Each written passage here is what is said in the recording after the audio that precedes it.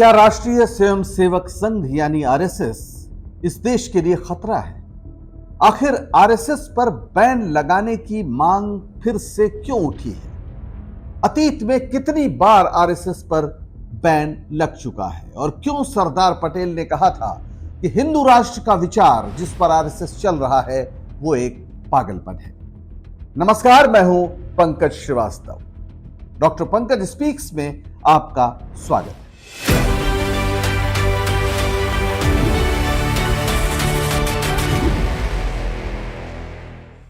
कर्नाटक सरकार में मंत्री प्रियांक खड़गे ने देश में एक नई बहस शुरू कर दी है। उन्होंने कहा है कि कांग्रेस जब सत्ता में वापसी करेगी तो आरएसएस पर बैन लगा दिया जाएगा। आरएसएस पर देश भर में बैन लगाने की उन्होंने मांग की है। हालांकि पार्टी की ओर से, कांग्रेस की ओर से ऐसी कोई बात फिलहाल नहीं कही गई है, लेकिन प्रियांक खड़गे न सिर्फ कर्नाटक सरकार में मंत्री हैं बल्कि कांग्रेस के राष्ट्रीय अध्यक्ष मल्लिकार्जुन खड़गे के बेटे भी हैं। तो यानी मसला गंभीर है। 2024 में जब चुनाव हो रहा था तो राहुल गांधी ने भी यह बात बार बार कही थी कि आरएसएस बीजेपी का वैचारिक आधार है और इस देश को बांटने वाला संगठन है। उन्होंने स्पष्ट रूप से बैन लगाने की मांग नहीं की थी, लेकिन जनता को बार बार सचेत किया था कि आएंगे तो संविधान बदलने की बात करेंगे। उस समय 400 पार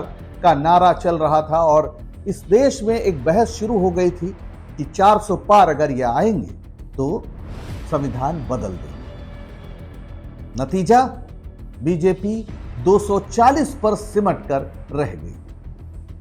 बहरहाल, प्रियांक खड़गे की इस बात के बाद एक बार फिर चर्चा शुरू हो गई कि आरएसएस पर बैन क्या कभी लग सकता है या कभी लगा था, और तब यह बात सामने आई कि आरएसएस पर एक बार नहीं 3 बार बैन अतीत में लग चुका है। और पहला बैन उन्होंने लगाया था जिनका आरएसएस और बीजेपी बहुत सम्मान करता है, यानी सरदार पटेल, उप प्रधानमंत्री, गृह मंत्री सरदार पटेल, लौह पुरुष वल्लभ भाई पटेल। कब लगा था? पहला जो आरएसएस पर प्रतिबंध लगा वो 1948 में लगा। 30 जनवरी 1948 को नाथूराम गोडसे ने महात्मा गांधी की हत्या कर दी। उनके सीने पर 3 गोलियां दाग दी। उसके पहले अंग्रेज इस देश पर जब शासन कर रहे थे, आजादी की लड़ाई चल रही थी, तो गोडसे ने एक कंकड़ भी किसी को नहीं मारा, किसी अंग्रेज को। लेकिन आजादी के बाद महात्मा गांधी को गोलियों से छलनी कर दिया। महात्मा गांधी की हत्या किसने की, कैसे हुई, बहुत बड़ा इस पर विवाद हुआ और तब पता चला कि गोडसे दरअसल आरएसएस का पूर्व कार्यकर्ता था और उस समय सीधे सीधे सावरकर के, जो आरएसएस और बीजेपी के दूसरे पूज्य हैं, विनायक दामोदर सावरकर, जो माफी मांगकर अंग्रेजों की जेल से छूटे थे और फिर लगातार हिंदू मुस्लिम विभाजन के लिए उन्होंने काम किया था, क्योंकि अंग्रेज चाहते थे कि बांटो और राज करो। तो गोडसे उनका शिष्य था। उसके सीधे निर्देश पर महात्मा गांधी की हत्या हुई थी। सरदार पटेल ने प्रतिबंध लगाया ये देखकर कि आरएसएस ने जो देश में माहौल बनाया, यहां तक कि महात्मा गांधी की हत्या के बाद मिठाइयां भी बांटी आरएसएस के लोगों ने, तो सीधे आरएसएस पर उन्होंने प्रतिबंध लगा दिया। उन्होंने कहा कि आरएसएस की गतिविधियां नफरत और हिंसा फैलाती है। वो देश के गृह मंत्री थे और ये बात हम कोई अपनी ओर से नहीं कह रहे हैं। सरदार पटेल और गुरु गोलवलकर, जो उस समय सरसंघ चालक थे आरएसएस के, उनके बीच पत्र व्यवहार हुआ था। गोलवलकर चाहते थे कि यह प्रतिबंध हटे। उस समय श्यामा प्रसाद मुखर्जी, जो हिंदू महासभा के नेता थे, उन्होंने भी पत्र लिखा सरदार पटेल को और सरदार पटेल ने यही कहा कि इनके बनाए माहौल ने, जो नफरत का माहौल देश में बनाया इन्होंने, आरएसएस के लोगों ने, उसके चलते महात्मा गांधी की हत्या हुई। इन्होंने मिठाइयां बांटी। 4 फरवरी 1948 को पहली बार आरएसएस पर प्रतिबंध लगा दिया और यह प्रतिबंध चला 11 जुलाई 1949 तक, यानी 18 महीने। फिर प्रतिबंध क्यों हटा? प्रतिबंध तब हटा जब इन्होंने, यानी आरएसएस के लोगों ने यह कहा कि वो लिखित में स्वीकार करेंगे, भारत का संविधान भी मानेंगे, इसके अलावा अपना संविधान बनाएंगे जो उस समय तक नहीं था, तिरंगे का सम्मान करेंगे, और यह भी कि बिना मां बाप की अनुमति के बच्चों को आरएसएस की शाखाओं में नहीं ले जाया जाएगा। सरदार पटेल ने यह सब गारंटी की थी। उसके पहले इनका कोई संविधान नहीं था। ये क्या करना चाहते हैं, क्या नहीं करना चाहते हैं, दरअसल ये एक गुप्त संगठन की तरह एक रहस्य बनाकर काम करते थे। सरदार पटेल ने मजबूर किया कि इन्हें अपना संविधान बनाना पड़ेगा। सरदार पटेल ने यह भी कहा था कि ये जो हिंदू राष्ट्र का विचार ये लेकर चल रहे हैं, ये पागलपन है, ये पाकिस्तान के रास्ते पर भारत को ले जाने का प्रयास है जो कभी सफल नहीं होगा। और दूसरी बात, कब लगा प्रतिबंध? 1975 में। इंदिरा गांधी ने 1975 में जब आपातकाल लागू किया तो उसके पीछे एक बड़ा कारण यह था कि देश में तमाम जगह हिंसक और सांप्रदायिक घटनाएं भी हो रही थी। उन्होंने आरएसएस के अतीत को देखते हुए और आरएसएस के लोगों की संलिप्तता को देखते हुए, तमाम खुफिया रिपोर्टों को देखते हुए प्रतिबंध लगा दिया। उस समय बाला साहब देवरस जो सरसंघ चालक थे, उन्होंने बार बार चिट्ठी लिखी इंदिरा गांधी को और उन्होंने कहा कि इमरजेंसी विरोधी आंदोलन से उनका कोई लेना देना नहीं है। हालांकि आज बीजेपी के लोग ये दावा करते हैं कि इमरजेंसी के खिलाफ बड़ी लड़ाई उन्होंने लड़ी, लेकिन उस समय आरएसएस के लोग माफी मांगकर जेल से बाहर आ गए। तो इसके एक नहीं, तमाम प्रमाण है।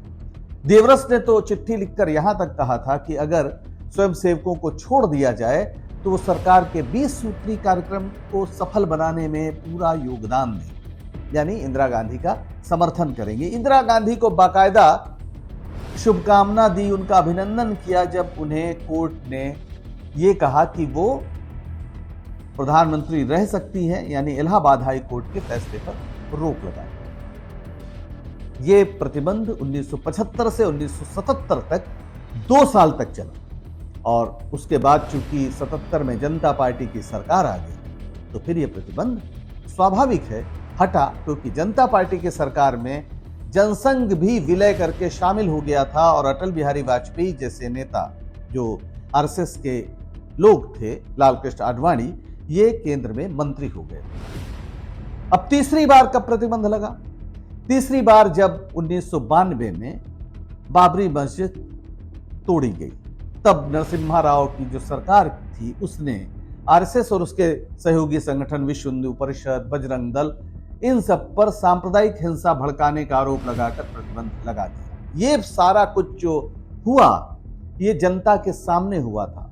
हजारों लोगों को लेकर बाबरी मस्जिद तोड़ दी गई थी, लेकिन चूंकि सुप्रीम कोर्ट में संगठन शामिल है ये बात साबित नहीं की जा सकी, क्योंकि कहीं लिखित में तो कोई कार्यक्रम बनता नहीं है, तो फिर ये जो प्रतिबंध था ये फिर हटाना पड़ा।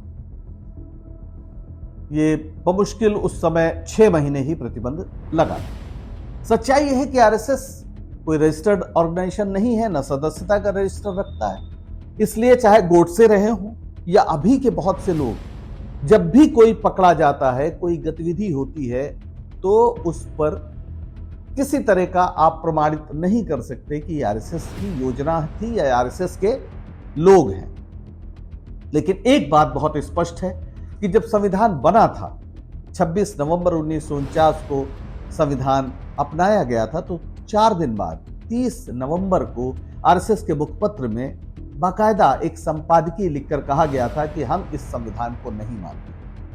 के.एस. सुदर्शन जो आरएसएस के एक सरसंघ चालक थे, उन्होंने साफ अपने इंटरव्यू में कहा था कि वे आरएसएस इस संविधान को नहीं मानता और संविधान को बदलने की कोशिश बार बार की जा रही है। अभी जो समाजवाद और सेकुलरिज्म को प्रस्तावना से हटाने की बात कही जा रही है, उसके पीछे भी दरअसल संविधान को बदलना है।